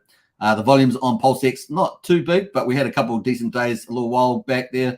Haven't lost the billion days here. This is when the buy and burn was absolutely magnificent. We will get this. This is just test networks. This is like a game. You're not really, it's good to practice, but these are not, the volume's going to be very different from this when the market goes live, particularly if Richard picks the bottom and we launch at the bottom, somewhere in the bottom. It doesn't need to have to be exact bottom, but somewhere there. Then looking good. Yeah, only $40 million today, 56 million yesterday, which is not too bad. But that's where we are on that one. The other thing, big thing, of course, if you missed it, the limit orders are out. Limit orders there, of course, you can set a price. So the limit order and the time expiry up to 1 year, like a boss. Thank you, sir. 1 year. A lot of people like that fact they can do a year, and maybe it is a cool idea. Maybe you can go on holiday, and of course, the market that maybe hits your 100x, your 1000x price, it will trigger, and you'll be like, yes, sir. I wasn't even on the computer the whole year, and I just made $1 million or $10 million or whatever. Who knows? $5,000. I don't know. Depends on how much you got, but there we are on that one. So very, very cool. Now I've done a video on that, of course, on this channel, so you can check out that on limit orders. It was very cool. I think that's probably it. Oh no, I've got the harvesting. Let's go harvest the farm. I've got a massive liquidity position in PulseX Pulse. I wish I hadn't, because the APR's gone down to 14% now, and I could have been earning way more in the incentive PLSX pool. So once again, I was just going in there because it's the main one. My portfolio I had was about 950,000. It's 757. I probably managed to make about $50,000 in revenue. I've reinvested that, so I'm actually down $250,000 probably at least, and that's where we're at the moment. But I've managed to mint $2,700. The APR has gone down, so I'm actually minting way less than I was. It was up at 28%. It started off like 50% or 40% or something. So the APR has gone down there. But this is what the whole point. Every couple of days I come back to this. Sometimes it's a week apart now. At least you guys get to see the APR does move around, so yeah, that's just the way it goes. We're going to harvest this though, and away it goes on the network there. We'll wait for it to come back, and cool. We're always, every couple of days we come back to the farm, and we like to come back to Pulsechain where we belong there. I haven't been on the bridge for a while. Maybe I should bring that into one of the videos soon, just so people can remind themselves about the official bridge, which is going to be a critical component of the ecosystem coming up. We need that stuff. We need fiat on-ramps, off-ramps, and the official cross-chain bridge, and then multi-dex swap bridges as well. All that coming in, feeding and taking your closed system, making it open so that people can flood in and out. It's going to be absolutely amazing, magnificent. And of course, we see those issues with ETH Power and particularly ETH Fear with lacking stable coins, lacking bridges, lacking reliable off ramps, on ramps. You got to be careful, got to isolate, all that sort of extra security stuff.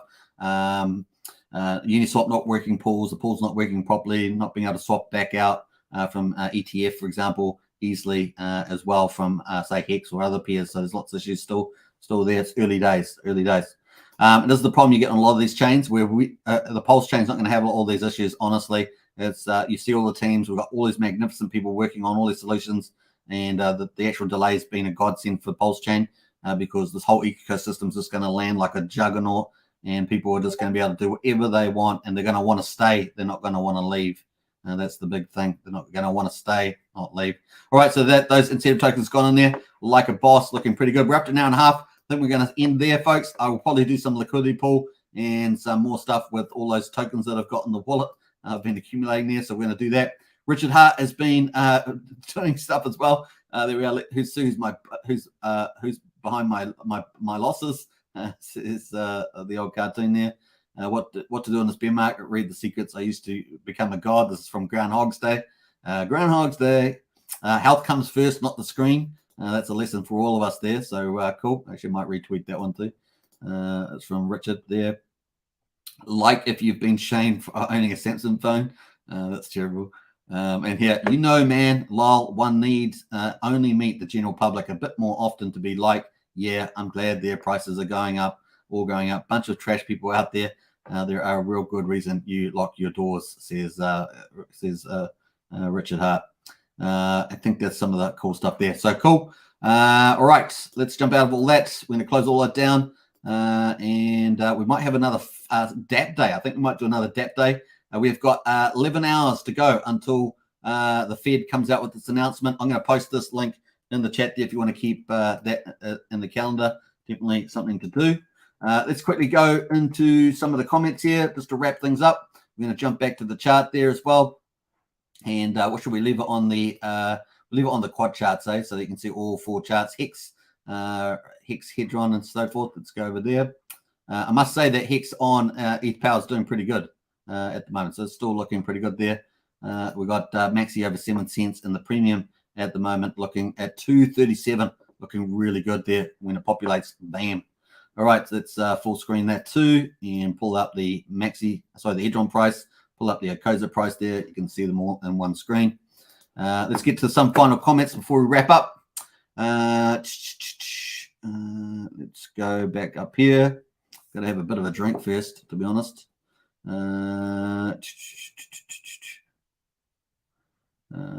Better call Batman, says KD. Man of Steel robbed. Yeah. Better call Batman there, and it's gone. Yeah. Screenshot your USDL deposit suit, man. Yeah. I got to do that for sure. I got to go back and check my videos. Honestly, I'm sure I had 4,400 USDL. I think I've been rugged, honestly. This could be worse. You could have lost all your customer funds like Mashinsky. Oh, no, Briz. That's funny. Sad for the customers, but that's kind of funny as well.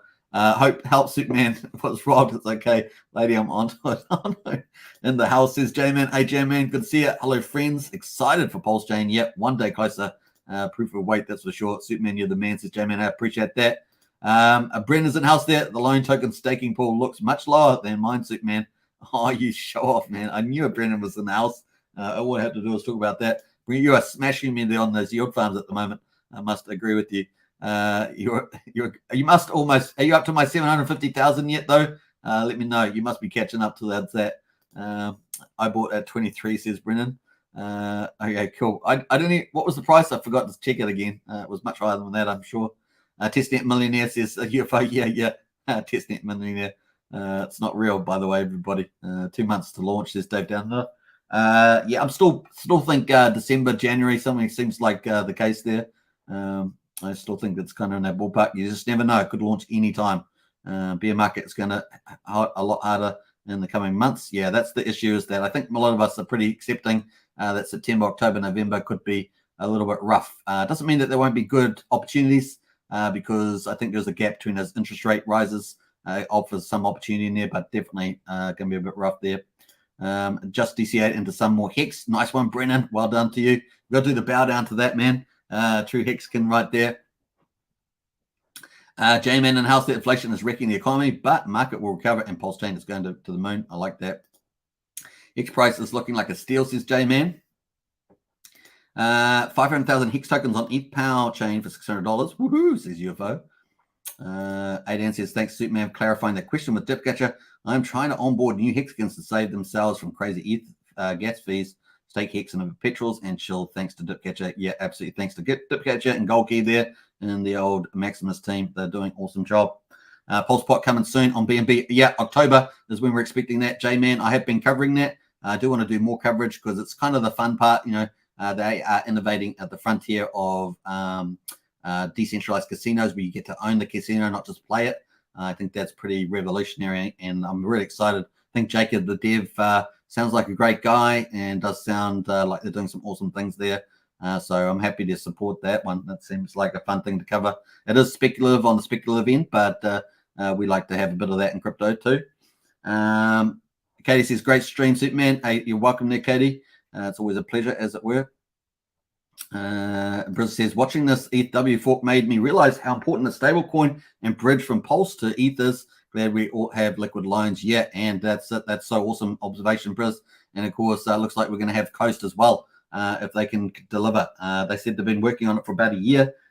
So yeah, probably take them a year and a half, 2 years to get that on the ground, probably. So yeah, it's definitely looking good. They did say they're trying to wrap a lot of things up in October, November. So yeah, let's be optimistic about that. ETF is now the new FOMO, says Hex Hodl. Yeah, a bit like that, but it's a lot more harder to operate on there. I managed to do one trade on the yen swap a feature there, and then I couldn't get it to do another trade. So it's trouble locking in liquidity, or the liquidity is just not there. Hard to see the transparency in the liquidity pools as well. So yeah, it's I'll have to do more work on that one myself. WTF happened to my USDL? Lol says, yeah, just like that. Hex is cheaper there, and Hedron also than ETHW. Says Hex Hodl. That's true. That's true. We know that. Who's been on there? Who's the Aussie guy? I always like his personality with his trading. Just trying to think of his name. It's just skipped my mind. Yeah, forgot his name now. Brendan's in house there. I dabble into some POWX, but mainly into POS for the copy on Pulse. Am I right in saying that the copy won't include POW chain? That's right, because POW came later. It won't include PLS. Yeah, we're not forking POW. We're forking the ETH chain POS. Dex for ETF says net.bitkeep Asia. Oh, nice one there, Hex Hodl. Let me pull that up, actually, because that's cool. I had been searching for those, but I hadn't found that one. So nice work there from Hex Hodl. Appreciate that. Let me just pull that. Let me pull up my studio first. Be on YouTube. You guys know how it is when you buy a new Mac. Let me pull that one up there. I'm going to add that. I'm going to check it out and then add it to our useful links. If after I've checked it out. Cool. Pulse Unity, hottest meme coin, going to launch on September the 30th. Do your sacrifice today. Okay, cool. So that's Pulse Unity. Yeah, I probably need to look into that and cover that. I know that we have the Pulse Unity founder in the Discord and chat, so I just need to do a bit more on that, but definitely food for thought. And of course, cheers, Briz, says Brennan. MEXC has ETF. Yeah, I knew about MEXC, I think. Hi, everyone. I've been fighting the bots, says Pulse Unity. Hey, Pulse Unity, good to see you now. So we're just talking about you. Which is funny. Liquidity is good, says Hex Token. Nice. Easy 1000 XGM PU. Pulse Unity says PowerVamp. Pulse Unity says PowerVamp there. Okay, cool. Good to see you in the house there.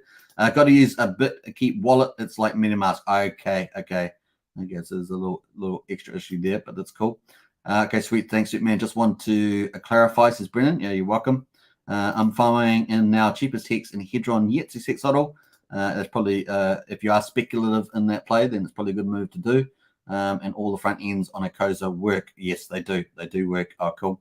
Yeah, so you can, Acosa front ends work for ETH PAL and ETH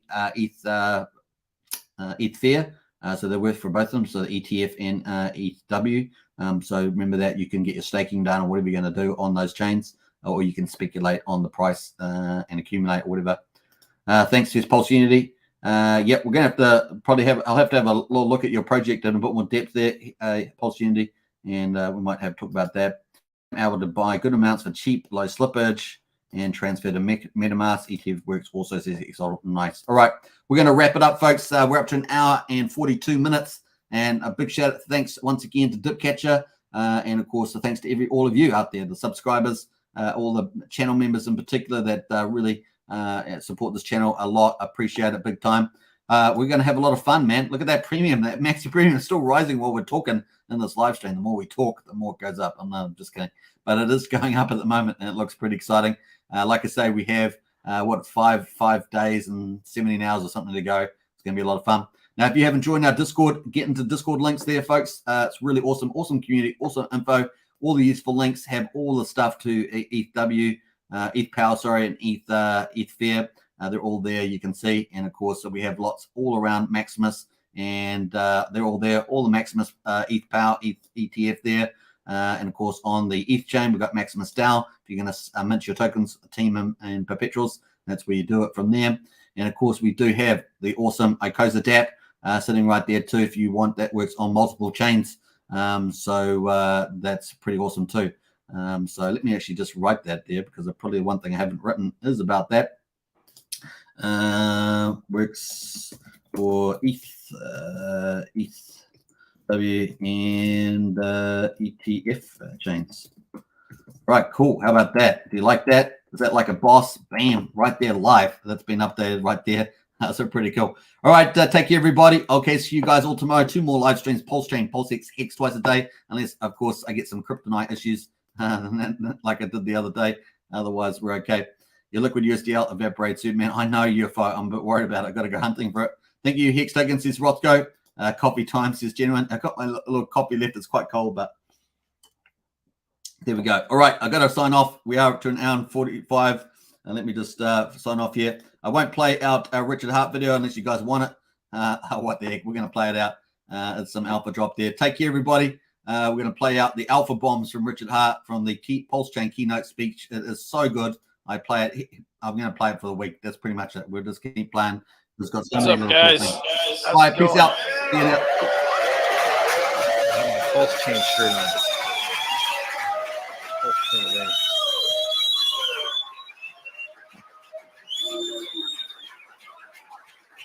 So, am I just talking or what? Am I live? I guess I'm just live. Hey, everybody. I hope the weather's nice and cool out there. I hear it's like 106 Fahrenheit and hot. I have been talking to devs a lot recently, and I guess the next thing you're going to see released on Pulse X is going to be the limit orders. Works fine in the private testnet. They're just going to push it to the main branch, and like we'll be able to test that soon. And the big thing that we're waiting on is consensus improvements. So because my devs are geniuses, they find bugs other people don't know about. So they know about bugs in BSC that nobody else knows about. They know about bugs in the click consensus mechanism, which Pirelli is based on, that nobody knows about. And so, you know, before we launch mainnet, we want everything to be right. And right now we have a pretty cool opportunity because the Ethereum guys finally got to market with something, or are close to getting to market with something, which is their Ethereum 2.0, which will now, once it happens, just be called Ethereum. They won't be called Ethereum 2. And it doesn't release new coins. You're not going to get a copy of your coins on Ethereum 2. It doesn't improve costs. There's no extra throughput. There's no extra gas limit. There's no extra throughput per second. All it does is reduce issuance rate for Ethereum, which is bullish for all of crypto. You know, Ethereum's got half the market cap of Bitcoin. And if you don't have Ethereum miners dumping the price constantly and enriching power companies and hardware manufacturers at the cost of the environment and the price chart, well, that's great. And that's great for all of crypto. And it's also great for Pulsechain. In my mind, the two most important core concepts for Pulsechain are the Ethereum fees still high? Yes, they are. You know, I was looking earlier today, it's still $3 to send normal Ethereum. It's still, you know, 10 or 12 bucks to do a Uniswap transfer, et cetera. And that's during a bear market where, you know, Ethereum already dropped 85%. Bear markets tend to come to an end. So the last bear market only lasted 365 days. This one is going to last a little bit longer because people decided to destroy their balance sheets and buy a second. They didn't want to do the normal blow off top bubble chart. They wanted to do an extra double bubble. And this double bubble, well, it didn't work. Ethereum's capital liquidated, block, you know, Celsius bankrupt. Michael Saylor net negative, El Salvador net negative. Everybody, you know, all those guys losing money left and right. All the people that listen to me, well, they seem to have done much better. Called top of the day. You might have heard that before. So basically, with this merge that's coming up, assuming it goes well, which I hope that it does, they've got a lot of audits. They've done a lot of testing on it. Hope it goes well. It doesn't do anything but help Pulsechain. Fees are still high. Gas limits are still low. No one's building out extra capacity for Ethereum. No one's trying to reduce the Ethereum fees except us. And I guess maybe the ETH2 developers that someday in the future will eventually get around to sharding, which has been a dream of theirs for like as long as Ethereum's existed. I don't know, 6 years. And it's great. So it also helps with our consensus stuff, because a lot of stuff the guys did in ETH2 for consensus is useful for us and Pulsechain. And that's the only thing we're really waiting on. So, you know, if you've used the testnet, which I consider to be the best game on the blockchain, hey, you like blockchain games? Guess what, guys? You get copies of all your coins in the pulsechain.com testnet. Go try them out right now. You can trade them back and forth. You can do, you know, it's the same code. So you can do a lot of the same things. And everything else has been really good. Like PulseX, done tons of trades, tons of people doing buy and burns, you know. I've heard nothing but good things about the testnet. So we're basically, because things have taken as long as they have, we're more secure. We're able to improve other projects if we want. Not sure we will. You know, it's just funny. So in my mind, the two things people care about the most in Pulsechain are more coins, more throughput, lower fees. That's the primary value statement. And ETH 2.0 with this merge doesn't give you new coins, doesn't give you lower fees, doesn't give you higher throughput. And so our value proposition is totally clean. I like it. Everything's good. And then the less negative sell pressure on crypto as a whole from removing the miners having to get paid all the time is good for everything. Now, am I bullish on crypto? Not yet. Now remember, Hex ran up 60x versus Bitcoin the first time it dumped from 65K down 55%. So Hex can totally decorrelate from Bitcoin. I think it was kind of bad timing that it looks correlated now, because we had our own cycles, right? There were sacrifice phases. There was other things going on in our own cycles. And so I wouldn't be surprised if some point Hex started doing the same things it used to do, which is just overperforming like crazy. We'll see. I don't have a crystal ball. This is not financial advice. I'm not a financial advisor. Do your own research, etc. But I mean, even recently, when you saw Bitcoin like break under 20K, which people are really hoping for, they don't want to see. They don't like seeing Bitcoin under 20K. And then if you're a technical analyst, there's some things that say like support becomes resistance. And so, you know, what used to be resistance is support in theory, old 20K top, now 20K quote bottom, but actually didn't hold a 20K bottom at all. Didn't respect that at all. You know, went down to 17.5, is now sitting at it was interesting. I saw the euro and Bitcoin and the S&P 500 all pumped today. I was like, oh, I wonder if they're correlated. So yeah, I think as long as Grayscale Bitcoin's at a 33% discount, which it is, and they hold 1% of all Bitcoin, and, you know, the Ethereum merge might be a buy the rumor, sell the news event. I mean, we see lending, people that are borrowing Ethereum for the merge, they're paying like 15% APY to do it. And so, you know, there's some people interested in playing this merge game. And I think traditionally in crypto, buy the rumor, sell the new stuff is pretty common, you know. And so with the risk that Bitcoin dumps due to either just not doing its 85% dump yet, which would put it, you know, a little bit under 11K, and the 33% discount on Grayscale BTC, which has been consistent. I mean, it's been there for months. And the Mt. Gox coins being released at some point. Those guys suck so bad. Just give us a date, guys. Just give us a date. Let's go. Stop screwing around, you know? The comedy, that whole thing. And then we've got the Bitfinex coins they're trying to sell, which I think is like 94,000 coins or 84,000 coins or something. And then we've got Ross Ulbricht's coins, which I think is like 70,000 coins, somewhere between 54 and 74,000. Can't remember the exact number. I tweeted all these, so you can look these up. So we've got discounted Grayscale Bitcoin, which is 1% of all Bitcoin. We've got Mt. Gox, Bitfinex, and the federal marshals probably selling Ross Ulbricht's coins because he signed off to let them do it to pay his restitution. And then normal cycle dump, right? And then maybe buy the rumor, sell the news for merge. So in my mind, it's the dream bottom would be the Grayscale discount goes away. Some of those free coins that are going to get released by law, like the Japanese ones at Mt. Gox, or going to get dumped as a matter of law, which would be the Ulbricht ones of Silk Road fame. And then it's up in the air whether the Bitfinex ones will really get sold or not. You know, they might get refunded or they might get sold. Who knows? And I think there was 94,000 coins there. You could look it up. So the dream would be those coins get dumped. Bitcoin's deficit to net asset value in Grayscale disappears. And then it does its traditional 11K and pray 85% dump. That's been a nice bottom. And then if they raised interest rates, oh boy, that'd be nice too. Because as long as they keep doing quantitative tightening, QT, it pushes down the stock market pushes down Bitcoin, Bitcoin pushes down Ethereum. That's how it goes. And then I like this next cycle is going to be hilarious because with Pulsechain, you know, like look at the situation Bitcoin's in. Is there DeFi in Bitcoin? Comedically, no. Is there high throughput? Is there low fees? Is there a roadmap? Nope. Is there good anonymity? Nope.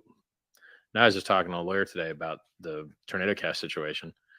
And this, I'm not a lawyer. This is not legal advice. But he says that, you know, the sanction just addressed USDC, which means it could be the case that you can still use Tornado Cash using the ETH address. And as long as you're using IPFS to access the contract, you know, it seems like it should be okay. But if you mess this up, it's devastating. Don't mess it up. Be very careful. Get your own legal advice. You know, of the many things in this world that you want to toy with, sanctions are not one of them. The government takes them very, very seriously. So I would get legal advice from a lawyer before I did anything related to sanctions. So yeah, bear markets don't last forever. right? So if our top was, let's check the chart here. Check the chat. So if we call the most recent local top, get on the daily here, in Bitcoin, if we call that November of 2021, and a year out would be, that's November 11th of November 10th of 2021. That's 2 months from now. So if the bear market's only going to last 365 days, that's only 2 months and 4 days from now. Could happen, right? We could dump, make that firm bottom. And everyone else is thinking about this bear market. I'm thinking about the next bull market. As soon as we've got this consensus figured out, and I think we've got a good plan, as soon as this consensus is like executed and fixed on Pulsechain, it's going to be glorious. Imagine imagine all these new people that get to buy a massive dip. So when I got into crypto, I didn't get to buy a massive dip. I got to buy the top. So I bought Bitcoin at 30 and went down to 2. I was down 93.5% to start. It was like, oh, well, this sucks. Then you just hold. Then it goes up to 1,200, and then it goes down to 200, and then it goes up to 20,000, then it goes down to 3, and then it goes up to 14, then it goes to 4, and then it goes to 69, and then it goes to 17. That's the history. So being able to have so many people, like perhaps the people at this conference, buying at rates that are 10 times cheaper, like for instance, Hex dipped 95%. Well, golly, that's a good dip. I mean, you could get, if you buy a 95% dip, you're getting 20 times the stuff for the same economic energy that a person that had bought previously did. So in theory, that greatly reduces your risk because you're getting so much more stuff. I don't know why in crypto everyone loves to buy tops and sell bottoms, but if you have the opportunity to buy bottoms, like some people bought the big payday dip, well, that was glorious. They did very well on that. Some people bought that $2 dip. I didn't. I just held. But had I been a lot smarter, buying a 90% dip on something that went up another 20,000 fold, yeah, actually went up another 34,500 fold from $2. So it's a lot. It's a lot of extra movement. 34,500x from the bottom of the dip. That was my introduction to Bitcoin. What else do we got going? I mean, some of you guys may notice there was a US credit card on-ramp available for Hex, which would be buy-to-hex.com. What else? Yeah, really, we're kind of waiting for consensus. That's the majority of what we care about right now. And we also, the documentary's done. So the highest of stakes documentary is complete, and they're just slapping the soundtrack on there now. So it's I hear a 40-piece orchestra. I'm not an expert in orchestras. I'm not, I don't listen to too much orchestral music. I guess we all do if we watch movies, because it's very common in movies. And apparently everyone that's seen it likes it. So I think it's going to be awesome when that comes out. So let's see what next year might look like. Pulsechain, PulseX, Hex on the Ethereum network, Hex on the Pulse network, documentary out, incentive token out. Tell us more about the incentive token. I don't know. People probably provide liquidity to it, and that'll be its claim to fame. What's Dogecoin's claim to fame? As a JPEG. This still seems to be a mechanic that works in crypto. What else? Racking my head here. Oh, yeah, the wallet's coming along. Mr. Wallet developer is still building out the wallet, so that's coming along. Anything else? I think that's all I can think about.